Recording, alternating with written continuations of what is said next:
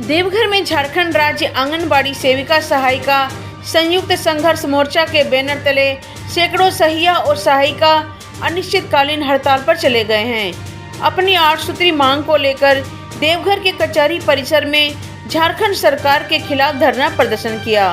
साथ ही झारखंड सरकार के खिलाफ जमकर नारेबाजी की। 8 सूत्री मांग में इनकी मुख्य मांग पारा शिक्षकों के तर्ज पर इन्हें मानदेय का भुगतान, सेवानिवृत्त पर सेविका को 10 लाख और सहायिका को 5 लाख का एक मुश्त का भुगतान शामिल है। इस मौके पर प्रदेश महासचिव राखी देवी ने कहा कि अगर उनकी 8 सूत्री मांग पूरी नहीं होती है तो यह अनिश्चितकालीन हड़ताल जारी रहेगा।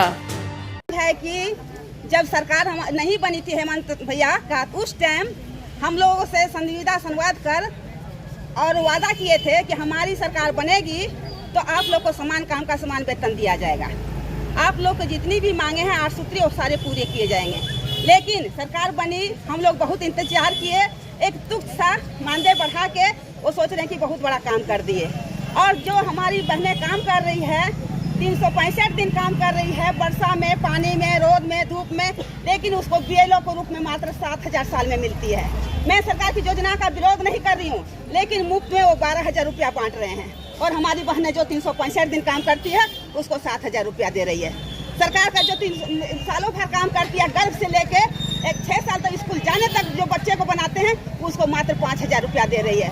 तो हमारी मांग है सबसे पहले सरकार से कि जो वादा किए थे समान काम का समान वेतन वो लागू किया जाए। दूसरी बात है कि जो जवानी भर सरकार कमवाती है सेविकाओं को, जवानी में तो कहीं भी कमा के खा सकता है, लेकिन सरकार जिंदगी भर जवानी दम से काम पे काम दे के उसका खत्म कर देती है जवानी। जब बुढ़ापा काल आता है उसका तो सरकार एक पुर्जा दे देती है उसको हाथ में कि जाइए आपका 60 साल पूरा हो गया, जाइए आपका 65 साल पूरा हो गया, आप रिटायरमेंट हो गए। ऐसा हालत में जब उसको 2 वक्त की रोटी की जरूरत पड़ती है, आराम से गिलास पानी की जरूरत पड़ती है, उस टाइम सरकार दूध में गिरे मक्खी के समान हमारी बहनों को उठा के फेंक दे रहे हैं। ना पेंशन, ना रिटायरमेंट, कुछ नहीं। तो हम ऐसा काम क्यों सरकार लेती है? जब महिला सशक्तिकरण की बात करती है सरकार, तो ये कैसा सशक्तिकरण है जिसको आप काम ले रहे हैं, जिससे उसको आप वेतन नहीं दे रहे हैं ढंग से, उसको आप साल में 7,000 रुपया दे रहे हैं, साल में 5,000 रुपया दे रहे हैं और मुफ्त में आप 12,000 रुपया बांट रहे हैं, सब महीना में अरबों रुपया बांट रहे हैं। और हम लोग जब मांग करते हैं तो बोलती है सरकार की वित्तीय भार बढ़ जाएगी। वित्तीय भार नहीं समझ सकेगा सरकार से, तो वो मुफ्त में कहाँ बांटने के लिए कहाँ वित्तीय भार चला गया? जब माननीय का वेतन बढ़ा तो उसके में वित्तीय भार कहाँ चला गया?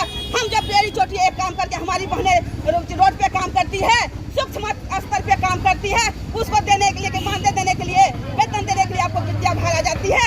ये हमारी सरकार से मांग है। हम लोग अपने अनिश्चितकालीन धरने पे आज 5 अक्टूबर से बैठ गए हैं। जब तक हम लोग का पूरा नहीं हो जाता है मांग 8 सूत्री का, तब तक हम लोग बैठे रहेंगे।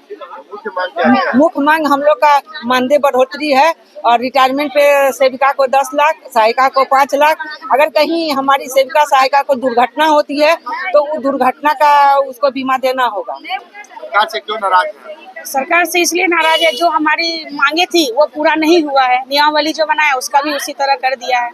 और दूसरी बात कि हमारा जो मानदेय मिलता है एक मुश्त नहीं मिलता है, कभी आपका तो 5 महीना लटका देता है तो कभी 3 महीना लटका देता है। इस तरह बहुत दिक्कत होता है हम लोग को, वो सब हम लोग का पूरा ठीक ठाक कर दे।